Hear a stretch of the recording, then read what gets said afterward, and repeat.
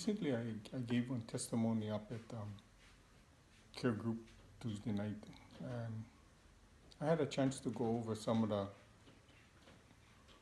the events and the facts that governed my early years. Um, well, we were raised in the Catholic Church, and basically I always understood that um, I wanted to be a good person. I wanted to be a good person. But um, when my um, grandma, um, Mary, when these shoves died, I think it was on March 12th or March 27 or something in, I want to say like 1970 or something. I'm not sure about the year, but you can Google them. Um, that kind of started everything pretty much on a downhill, because I I couldn't figure out why God would would take such a good lady. And I remember I remember that night questioning him. It's like, if you really needed to take somebody, why never take me and leave her? Because as a grandma, I couldn't see that she had done anything wrong, and yet, but as a young kid too, that's how I was thinking. That God only takes you if you do something wrong, and must be I did plenty stuff wrong, so why you never take me and leave her alone? But basically, I was from that event forward, I was angry with God, and just couldn't match up to the standard of goodness that he expected. And growing up in the Catholic Church wasn't wasn't perfect, but I still had an awareness of who God was, His holiness, and how I couldn't live up to what He had.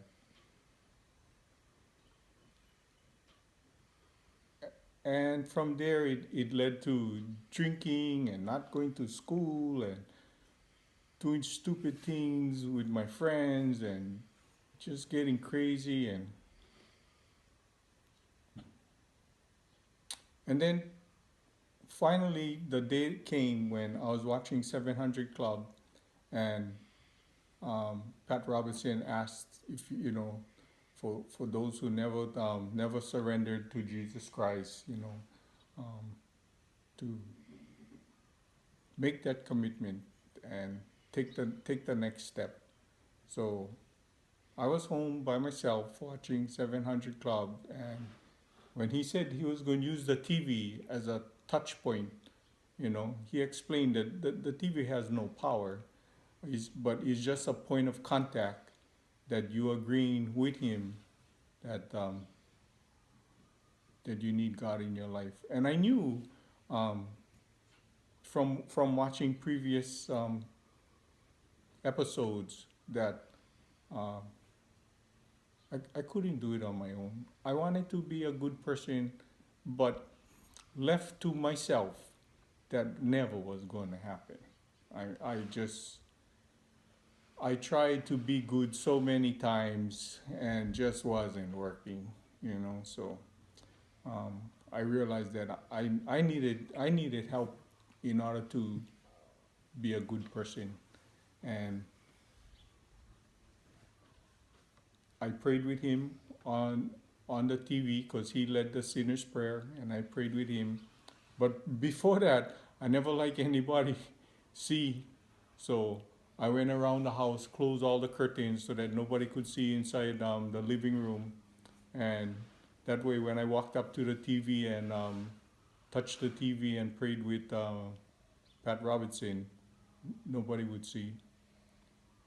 But I knew instantly after I prayed that something had changed. I absolutely, beyond a shadow of a doubt, I knew that something had changed. So I was um I was working out at Ferrer's gym at that time, and Glenn Hathaway was he wasn't a member of the gym, but he was friends with Tony Ferrera, and for some reason, um, I was telling Tony about um, having recently prayed and accepted Jesus in my life, and he shared with Glenn about it. So Glenn Hathaway was, I don't know if he was skeptical or if he didn't trust, but he asked to meet with me at one of Ferrera's Bible studies at the gym. I think they used to shut down the gym on Thursday night. They shut them down early and then had Bible study at the gym. So when I went to the Bible study, um, Glenn Hathaway wanted to pray the sinner's prayer with me all over again. I don't know. I don't understand why, but that's what he wanted to do. So I had no problem with that. So because I already did it. So, um, but to satisfy him, I prayed with him again, and then he was satisfied that, oh, okay, you said the right words, and you covered all the bases, and you didn't miss anything, and I don't know what he was thinking, but that's just how Glenn Hathaway was at that time, and he was happy. So whatever. But things didn't change automatically. Nobody need tell you that, right? It's like that's a good beginning, but then the work started, you know. But still, it was the beginning. I think I was 27 at that time. I was 27 years old, and um, that started everything. We're still going to the Catholic Church, but that never lasts too long because some of the things that the church wanted us to do, I never agree with, So and it was just a personal thing. I didn't believe in praying to Mary and all that other stuff that didn't involve the ministry of Jesus Christ. So finally, we came to the point where you know what we this is just not compatible. So we moved to Trinity, where Glenn Hathaway was going to church, and then we started um, going over there. But in the meantime, I had back issues because I just doing crazy kind of stuff at work, hurt my back, and instead of admitting that I hurt my back, just trying to be stubborn and strong and deny it, I kept working and um, kept lifting up heavy tires and doing all the things that I was doing at the plantation, and um, just abusing aspirins, you know, taking 8, 10 aspirins at a time just to get over the pain so that I could go to work every day. And finally destroyed my back and needed surgery. But the day we went, I think the day we went to surgery or something, yeah, when we left the house, uh, I was walking out of the living room, and um, God through His Spirit dropped something in my heart as I was locking up the front door and going to the car. Um, he made a promise to me that I always believe was directly from Him, personally to me.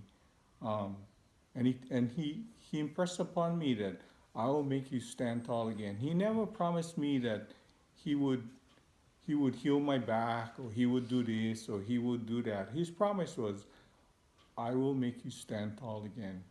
So whatever that meant, um, that's what that's that's one word from him that I hung on to, and he has absolutely made that promise come true in many different circumstances: work, relationship, um, church life.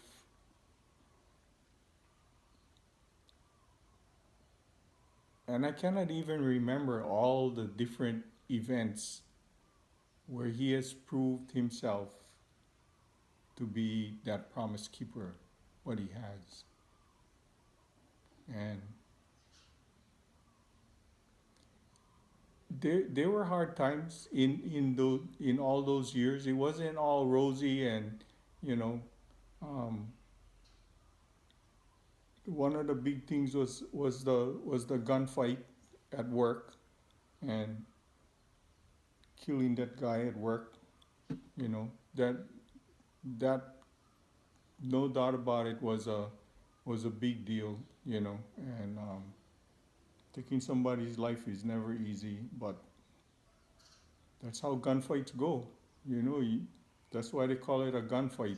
You fighting for your life, and you do whatever you gotta do to win the fight. You know, um, but even in that, he kept his promise. He made me stand tall again, and returned me to a place where I was at peace. And I understood that I don't know everything. I don't know every little niche and detail of his plan, and I don't have to know. I just have to know him and believe that he got it covered, and he does. And even now, um, in this stage of this uh, fighting cancer or whatever, that okay, planning stuff I still don't know, but I have pretty much an adult lifetime of history of watching him prove himself over and over again that he is the promise keeper. And not only can he make the promise, but he can keep the promise.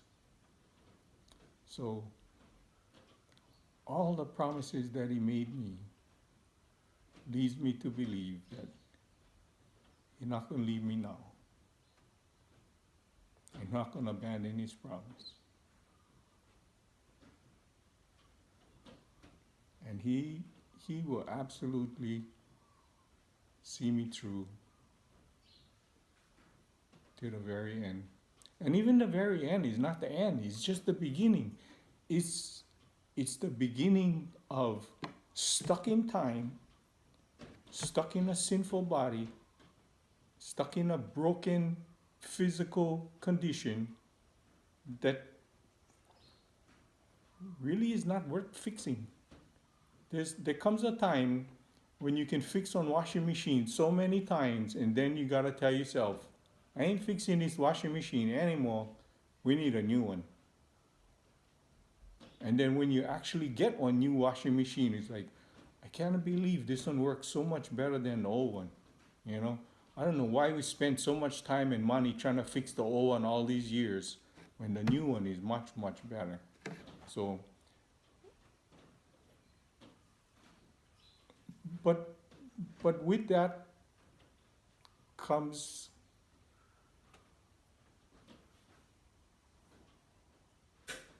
worries, and I say worries about things that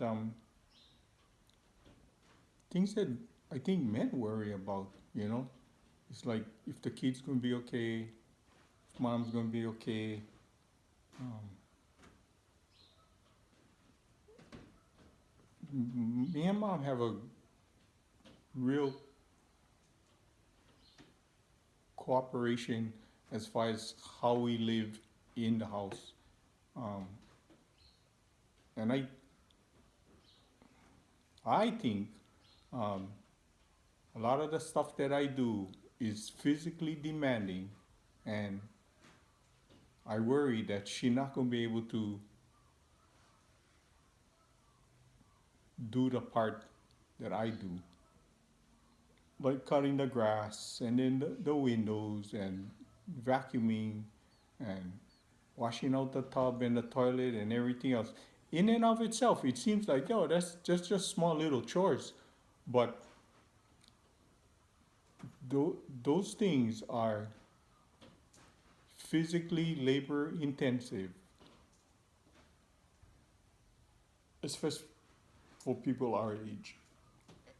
And along with all her chores, now she's going to have to assume the responsibility of my chores. So one of the worries that I had was like, man, she going to struggle, and how in the world is this going to work out? But recently, my friend explained to me that just like on your wedding day, the father of the bride walks her down the aisle and he passes on her care to the bridegroom, and he hands her hand over to the groom's hand, and he trusts that the groom, the new guy in her life, is going to take care of her. So it was presented to me that when that time comes, I gonna walk mom down the aisle, and I gonna return her hand back to God. Because I am not her God. She has a savior, she has a God. I am not that. I'm her partner in life, I'm her confidant, I'm her friend, her husband. I'm a lot of things, but I'm not her God. She has a God. But I'm gonna return her to the one who gave her to me in the first place.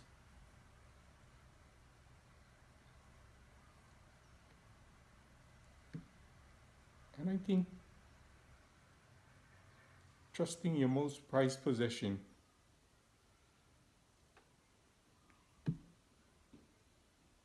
to God is not a bad deal. And I just gotta believe that however it is, it's gonna work out. He's gonna figure it out that, by the way, she get no business climbing step ladders and cleaning windows or um, doing all the things that are physically labor intensive that at her age she might not be able to do. But that's okay. He has a plan and he'll figure it out. I don't have to figure it out. And for everybody who's worried and afraid of losing dad, um,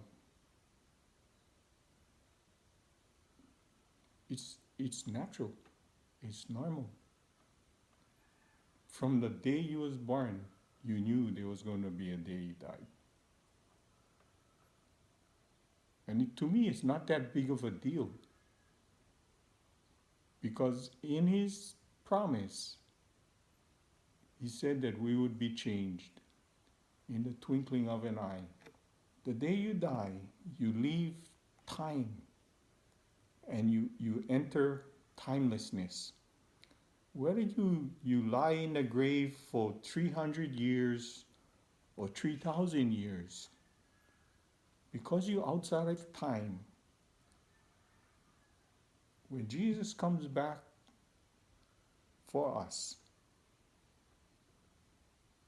from the time you close your eyes and give up your last breath till the time Jesus comes, it will seem like in the twinkling of an eye.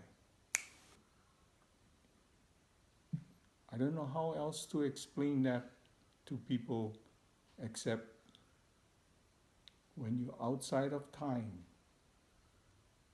it'll be just like it was just a twinkle in the eye. And you'll have a new body,